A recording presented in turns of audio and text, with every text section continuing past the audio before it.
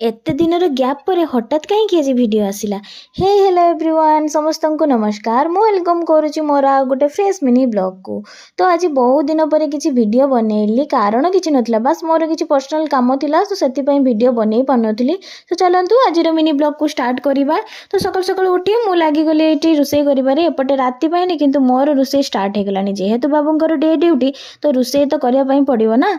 Eighty चटपट रुसई सारी तांकर टिफिन बॉक्स मु रेडी कर दउथली। देन यार भितर बाबू उठी जाइतिले एंड से जेहेतु गाधेइबे तेणु तांको पई मु एठी टिके गरम पानी बसैतिली।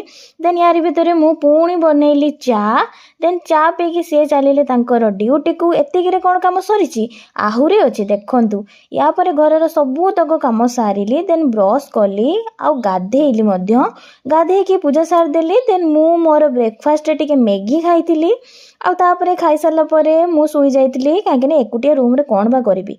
देन अराउंड 1:30 उठिली आ लंच करथिली। सो ये सेटा थिला आजिर मिनी ब्लॉग। होप सो आपण मानन को ए वीडियो टी भल लागिवो। रहिली bye and thank you for watching.